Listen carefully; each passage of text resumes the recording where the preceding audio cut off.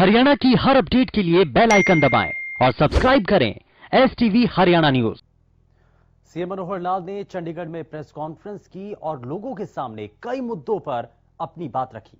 CM ने press conference में क्या कुछ कहा, दिखाते हैं आपको।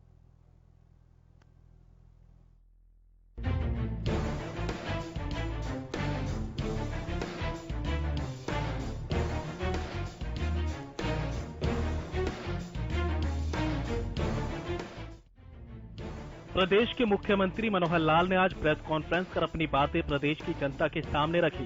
सीएम ने अपनी बात की शुरुआत प्रदेश के बजट सत्र से की। सीएम ने बताया कि 5 मार्च से प्रदेश का बजट सत्र शुरू हो रहा है। बजट सत्र की शुरुआत राज्यपाल के अभिभाषण से होगी। सीएम ने बताया कि युवाओं को 75% निजी उद्योग में रोजगार पर राज्यपाल ने आज ही अपनी संस्तुति दे दी है। जल्द इसके लिए अधिसूचना जारी होगी। 75% का जो बिल उसका गवर्नर साहब के पास भेजा हुआ था राज्यपाल के संतुति के लिए, तो राज्यपाल साहब ने आज ही संतुति करके वो दे दिया है, लौटा दिया है। उसके बाद की जो प्रक्रिया होती है नोटिफिकेशन की, बहुत जल्दी शीघ्र वो नोटिफाई हो जाएगा और वो एक बिल के रूप में वो आगे बढ़ेगा।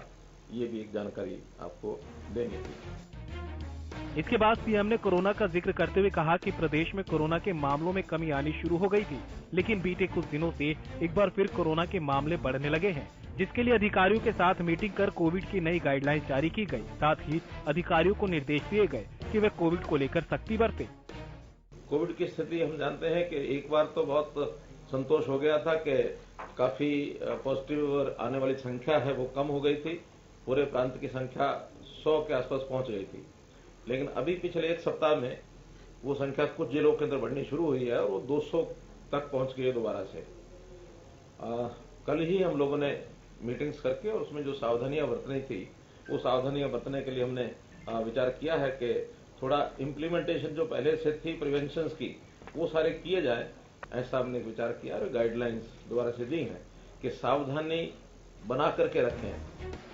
महंगाई पर बोलते हुए सीएम ने कहा कि विपक्ष को जब कोई मुद्दा नहीं मिलता तो विपक्ष मुद्दे तलाशता है, लेकिन अगर हिसाब लगाया जाए तो 6 सालों में 20 रुपए भी पेट्रोल पर नहीं बढ़े।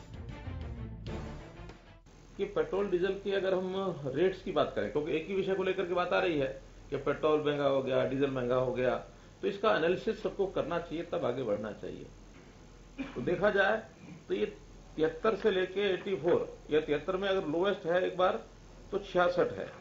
66 से 84 के बीच में पिछले 6 साल में चल रहा है। और अगर हम इस सब चीजों का हिसाब लगाएंगे तो हमको ध्यान में आएगा कि इतना रेट का बढ़ना सामान्यतः सब चीजों में होता है। किसानों से अपील करते हुए सीएम ने कहा कि आंदोलन करना सभी का अधिकार है, लेकिन उससे किसी को परेशानी नहीं होनी चाहिए। साथ ही सीएम ने किसानों से अपील की कि वे अपनी फसल को नष्ट ना करें।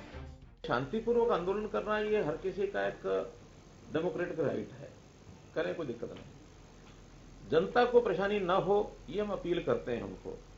ये जो सड़क के ऊपर धरना देना ये उचित नहीं है। ये एक प्रकार से दूसरे लोगों के अधिकार का है कि अपनी खड़ी फसलें हैं उनको उजाड़ दो। सीएम ने पंचायती चुनाव की तारीखों का भी जिक्र किया। सीएम ने कहा कि अभी चुनावों को टाल दिया गया है।